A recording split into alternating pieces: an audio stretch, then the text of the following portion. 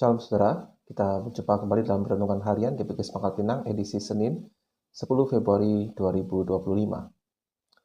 Saudara, bila di dalam teks Alkitab kita, di dalam firman Tuhan, bila ada satu hal, satu topik, satu tema, itu diulang-ulang 2 kali, 3 kali, atau bahkan lebih dari 5 kali, maka itu berarti satu hal. Ini bukan berarti bahwa penulis Alkitab itu kurang kreatif, kekurangan ide, sehingga mengulangi hal yang sama berulang-ulang. Tidak. Artinya hanya satu hal, bahwa hal itu sangat-sangat penting. Nah, saudara, selama kita membahas dari Injil Matius, ada satu tema yang kalau saudara perhatikan, yang terus diulang-ulangi berkali-kali. Dan apakah itu membuat kita ada perasaan jenuh? Mengapa hal ini seolah-olah diulang-ulangi? Hari ini kita akan mengulangi satu tema yang terus diulang-ulangi oleh Tuhan Yesus. Matius 13 ayat 36 hingga 43. Maka Yesus pun meninggalkan orang banyak itu lalu pulang. Murid-muridnya datang dan berkata kepadanya, "Jelaskanlah kepada kami perumpamaan tentang lalang di ladang itu." Ia menjawab, katanya, "Orang yang menaburkan benih baik ialah anak manusia. Ladang ialah dunia. Benih yang baik itu anak-anak kerajaan, dan lalang anak-anak si jahat. Musuh yang menaburkan benih lalang itu ialah iblis. Waktu menuai ialah akhir zaman, dan para penuai itu malaikat. Maka seperti lalang itu dikumpulkan dan dibakar dalam api, demikian juga pada akhir zaman. Anak manusia akan menyuruh malaikat-malaikatnya, dan mereka akan mengumpulkan segala sesuatu yang menyesatkan, dan semua orang yang melakukan kejahatan dari dalam kerajaannya. Semuanya akan dicampakkan ke dalam dapur api. Di sanalah akan terdapat ratapan dan kertakan gigi. Pada waktu itulah orang-orang benar akan bercahaya seperti matahari dalam kerajaan Bapa mereka. Siapa bertelinga, hendaklah ia mendengar. Amin. Saudara, teks ini adalah penjelasan Tuhan Yesus tentang makna perumpamaan yang sudah kita bahas sebelumnya, minggu lalu. Jadi menjelaskan kembali penjelasan dari Sang Guru Agung, bagi saya itu seperti usaha yang agak sia-sia. Tetapi saudara, izinkan saya melalui episode ini untuk membagikan kepada saudara beberapa hal yang berkesan bagi saya berdasarkan realita yang Tuhan sampaikan dengan realita kehidupan orang Kristen pada masa kini. Yang pertama, Tuhan Yesus itu berulang-ulang memperingatkan manusia tentang akhir dunia.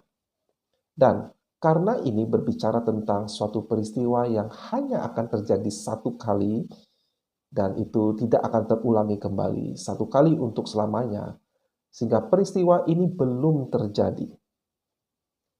Karena itu, saya merasa banyak orang, termasuk orang-orang Kristen, agak meremehkan peristiwa tersebut. Mengapa? Hal itu terlihat dari cara hidup kita. Orang-orang Kristen begitu teralihkan pada masalah sehari-hari. Memang masalah-masalah sehari-hari kita itu patut kita doakan, patut kita perjuangkan, patut kita upayakan. Tetapi, apakah benar-benar patut sampai-sampai mengorbankan hal-hal yang lebih berdampak langsung pada nasib kekal kita dan nasib kekal manusia lainnya sesama kita? Misalnya, saudara, saya dapati masih tetap banyak jemaat yang lebih memilih membatalkan pelayanan atau bahkan mundur dari suatu pelayanan karena alasan problem di dunia ini. Atau bahkan ada banyak orang Kristen, jemaat, yang masih menunda-nunda untuk memberi waktunya ambil bagian dalam pelayanan. Apalagi kalau berbicara pelayanan pemberitaan Injil. Jadi pelayanan yang internal di dalam gereja saja. Masih banyak jemaat, masih banyak orang Kristen yang punya beribu-ribu alasan. Yang sekali lagi karena urusan atau perhatian pada masalah di dunia ini.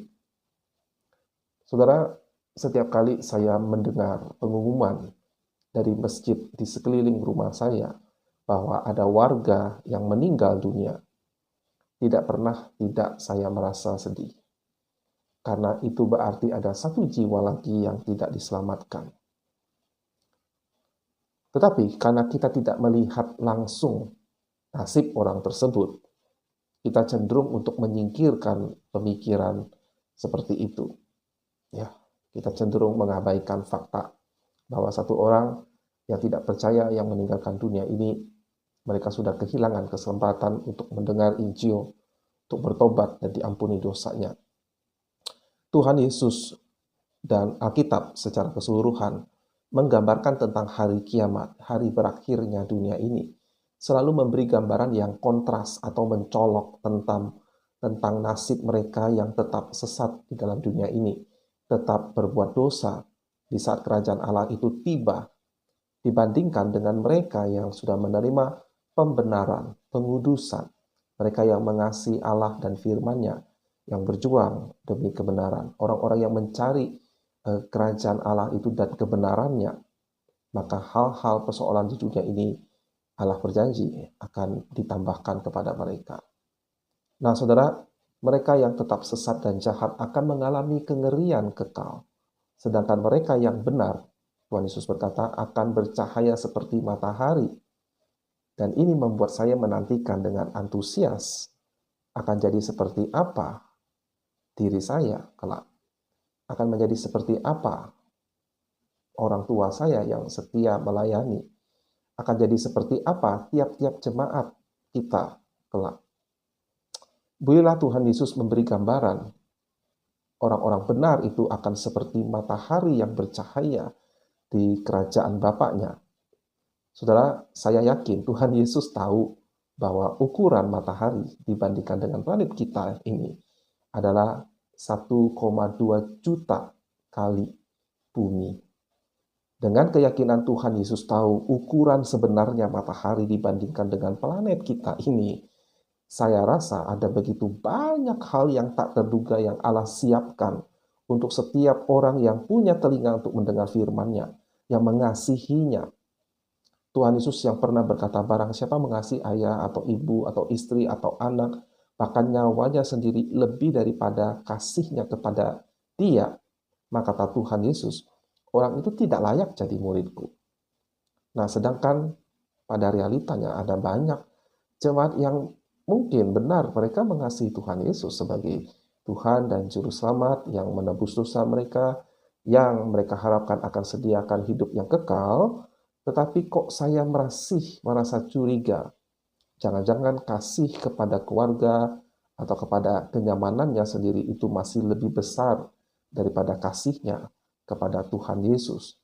Dan sekali lagi ini membuat saya khawatir kalau di antara jemaat pada realitanya Tuhan Yesus tidak anggap sebagai muridnya, sehingga tidak dapat menerima keselamatan yang penuh dari Tuhan Yesus.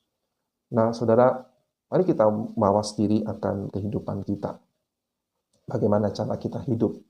Apakah kita memikul salib kita? Apakah kita telah menyangkal diri kita? Apakah kita menganggap semua hal di dunia ini seperti sampah dibandingkan dengan pengenalan kita akan Tuhan kita dan Juru Selamat? Apalagi ditambah dengan realita yang terus-menerus berulang-ulang Tuhan Yesus tekankan dan Alkitab secara keseluruhan beritahukan nasib yang kontras antara orang benar dengan orang yang hidup masih dalam dosa ketika mereka meninggalkan dunia ini, ketika Tuhan Yesus datang kembali untuk menghakimi dunia. Saudara, ketika firman Tuhan berkata, orang-orang benar itu di kerajaan Bapa itu akan seperti bintang. Saudara tahu bahwa matahari kita itu adalah salah satu dari miliaran bintang yang ada di galaksi kita, galaksi Bima Sakti. Dan dari yang saya tahu, para ilmuwan itu sudah berhasil mengamati bintang yang katanya ukurannya 1000 kali matahari. Jadi kalau bumi kita dibandingkan dengan bintang itu 1 miliar lebih, ya 1 miliar 200 juta kali ukuran bumi. Bintang yang begitu besar, saudara. Jadi kalau kita berasumsi, kalau saudara tahu betapa luasnya alam semesta yang berhasil diamati oleh ilmuwan, Kalau Tuhan Yesus berkata kita akan seperti bintang, berarti kita akan memerintah bersama Kristus di alam raya yang begitu luas ini, yang kita tidak tahu seperti apa nantinya kelak. Kita akan memerintah bersama Tuhan, ya.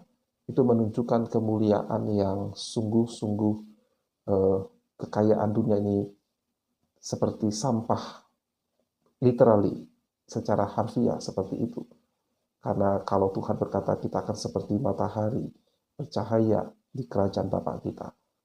Pikirkan hal itu. Inginkan hal itu. Dan tentu kemuliaan Allah kita jauh lebih besar. Ya, Allah kita jauh lebih besar, lebih mulia dari seluruh alam semesta ini. Kiranya renungan ini boleh mendorong saudara dan mengingatkan kita kembali pada realita kontras nasib akhir antara orang benar yang sudah mengenal Kristus dan pengampunan dosa dan pengudusannya dengan mereka yang masih hidup untuk dirinya sendiri, untuk kebenarannya sendiri dan bukan kebenaran Allah. Kiranya Tuhan menolong kita. Sampai jumpa di episode lainnya. Tuhan Yesus memberkati.